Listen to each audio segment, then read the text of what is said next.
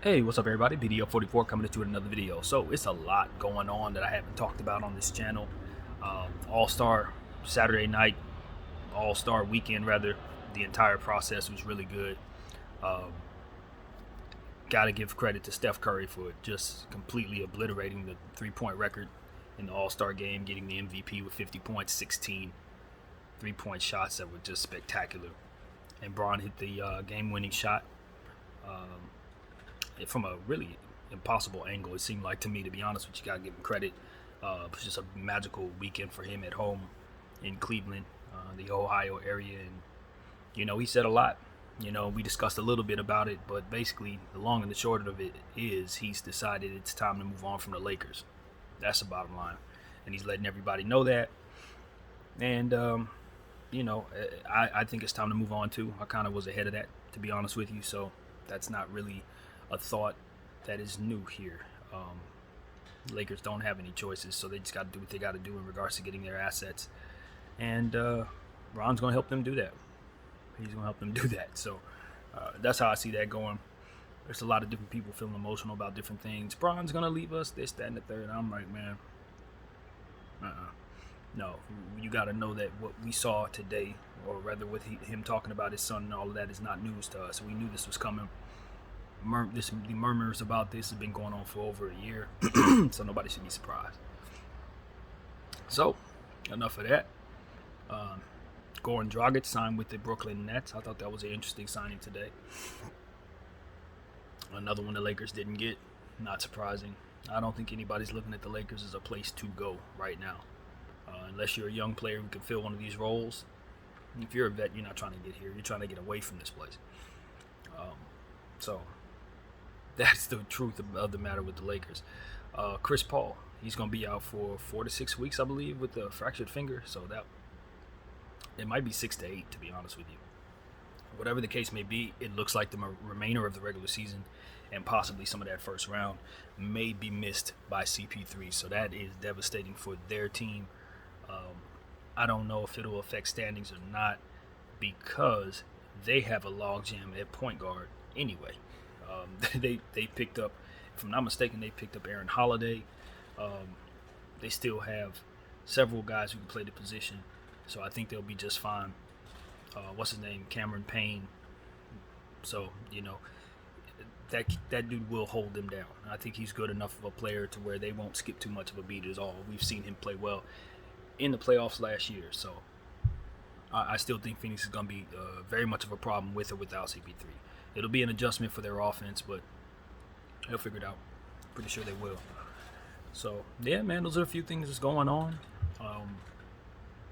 Something else. I think Zion had another setback or something. I don't know, but I don't expect to see him for the rest of the season anyway. From what I understand, CJ McCollum, it's been said that he hasn't even spoken to Zion yet, and that's telling to me. That's very telling. So I don't expect him coming back. As good as Bron looked in the All-Star game, I do understand that he's still dealing with that knee. Keep an eye open for that because I'm pretty sure if they do shut him down, it'll probably be that knee as an excuse, the excuse for why that happens. I just don't think it's 100% healthy. He just had it drained 2-3 weeks ago. Yeah, keep an eye open for LeBron James. I just don't think he's 100%. He was settling for shots in that All-Star game. He's been settling a lot lately in a lot of the games that we've had as well. So I'm just keeping an eye on him, especially since AD went down. I think the next imminent thing is probably to sit him. So we'll see. We'll see. Obviously it's been said that he's not happy. Clutch is not happy with Rob Pelinka. They felt he should have made the move with the Rockets. If Christian Wood wasn't involved in the move, I don't think it was a good idea. If Christian was involved in the deal, throwing in THT wouldn't have held it up for me. But, how mad are you going to be at Rob? If anything, you just be mad at the situation. Because all he did was facilitate what it is that you asked for, which is to bring Russell Westbrook to LA. He's here now, and he's not what you thought he was going to be. Okay, how's that Rob's fault? Now Rob is supposed to undo the mess you made in requesting for this guy? And on top of it all off, it's like you understand that we don't have any assets. You want us to give the last remaining assets we have to further facilitate a vision that is literally a redo because the initial vision wasn't good enough. It's like, it's not like you're asking us to believe in you. You're asking us to believe in you in the face of a failure. And I just don't think that's fair of him to demand that of Jeannie, and then like put all this out there that he's unhappy. I just think it's from where I'm sitting, a lot of what he's unhappy about is not Rob's fault. It's his. And I just wish he had the ability to speak what he has to say freely, so that a fan like myself could have a true understanding of what's going on. Because I'm of the mindset that I should support LeBron James for wanting to play with his son, and I don't think the Lakers can get him, so I'm not going to be mad at him for leaving. But I think the narrative is now being molded in such a way to make it kind of Hollywood, like, oh, they're at odds with one another, oh, they can't get along, when really it's just a boring old, well, can't fix this, gotta go. You know what I mean? But the NBA wants to market it a certain way. So I'm wondering if it's a little bit of that going on, because every time LeBron leaves anywhere, it's always a big problem.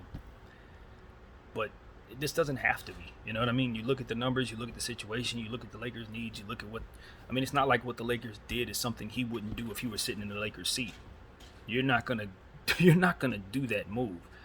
To me, it's almost like, especially with it now being understood that John Wall is a Clutch client, and they're trying to relieve his client from basketball hell and get him in a basketball uniform, and obviously everybody sees Ben Simmons now being able to move on and play, and John Wall still in street clothes, healthy. So it's like, I get it, but it's one of those situations where it's like, are you reading the script here? Because, okay, we're angry that you didn't do this, but are you? Because nobody in their right mind would do this. Like, nobody would do that, bro. And it's like, I understand that for your point of view, if you're LeBron James and Clutch, you got to show face that you're not happy, because obviously John Wall is somebody, you know what I mean? It's one of your big clients, so you want to make sure that you appear that you're fighting for him, and using all everything you can to move things in a direction that allows him to get on the court. Maybe you made promises to him or something like that, and the Lakers aren't fulfilling those promises, but it's not their job to do that, to be completely honest with you. So I just feel like this is a lot of posturing. So it's a lot of that going on. There's business stuff happening, and that's why I'm just looking at it. I'm like, okay, but as a fan, like, how do I react to all this? You know what I mean? That's how I'm looking at it. It's like, I understand the Clutch aspect of LeBron's concern, but to say Rob Pelinka's not doing all that he can when you've asked him to do what he's done, and it's made him look bad. I just feel like, I feel like it's almost like Rob Pelinka's collateral damage, so that LeBron James could save face for all the different various things he needs to save face for in this situation.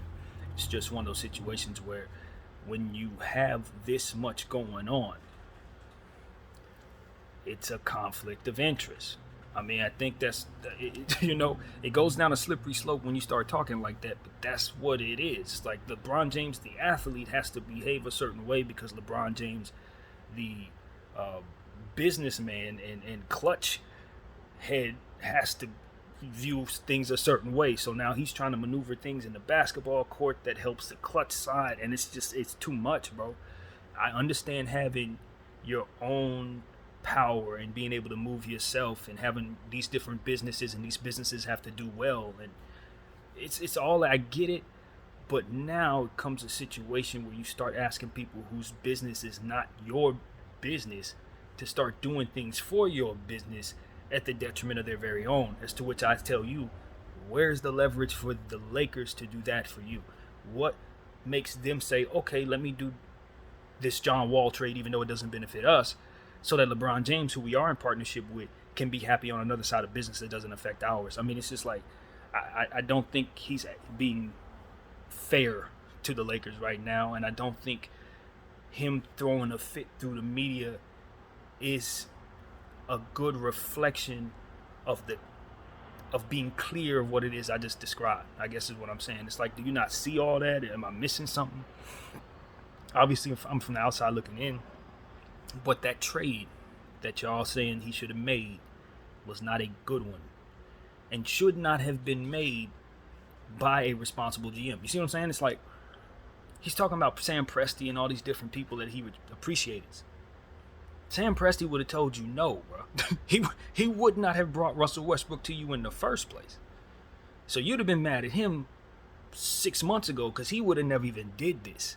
You see what I'm saying? It's like, I don't think LeBron James is really being as forthcoming about what's really there to see. You know what I mean? And maybe there's good reason for that, but I'm going to see it anyway. That's just how my brain works. So it's like, nah, we're not doing that. As a Laker fan, I'm going to tell you guys, just like I've been saying on this camera for months, I'm ready for this era to end. 1 out of 4 is smooth. I'm good. 1 championship out of 4 years with Bron.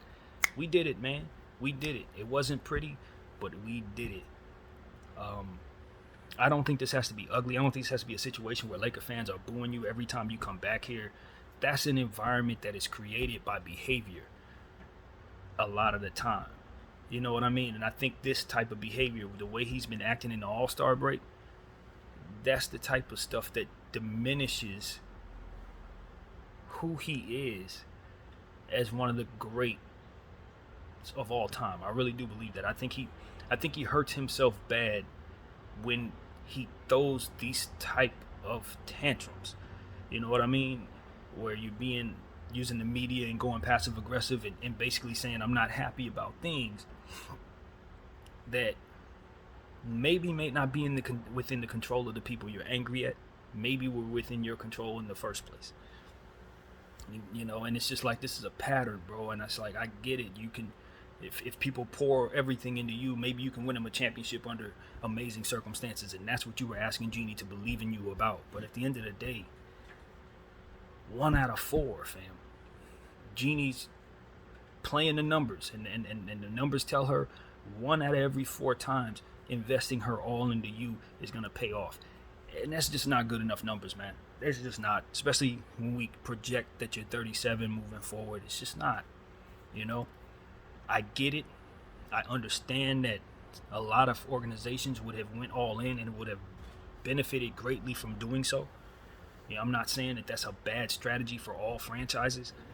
I'm just saying that the Lakers have been in business with you for 4 years, and you're asking them to go on yet another ledge of faith for you. Yet another, you know what I mean? Yet another. It's not the first one. This is not you coming to San Antonio for the first time and then telling them to go all in. No, this is us going all in for the 4th time, having given away so much already for you. Nah, I'm on the Lakers side of things, not only as a fan, but just on the side of fairness. Nah, at some point in time, Clutch just have to say, yo, what? We messed up the Lakers situation. And what the Lakers are now forced to do is not their fault. It's not our fault because at the end of the day, it's their organization. But making this a war, it don't have to be that, you know. It don't have to be that.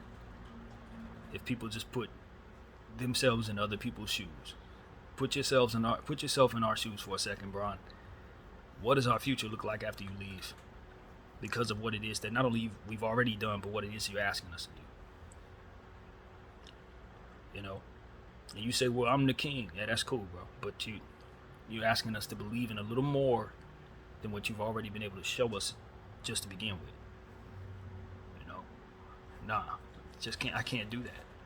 And you throwing fits ain't gonna make me feel worse about it at all.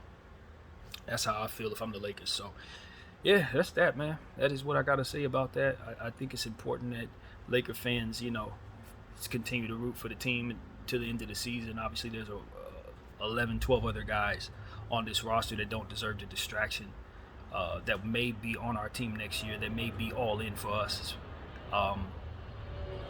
And, you know, I want to see them get off to a good start with their career, especially the youngsters. So, I'm still going to be paying attention to them, even though this situation with Bron appears to be going south, you know, and he's doing things that's trying to burn the bridge a little bit. And, you know, I just know how this goes.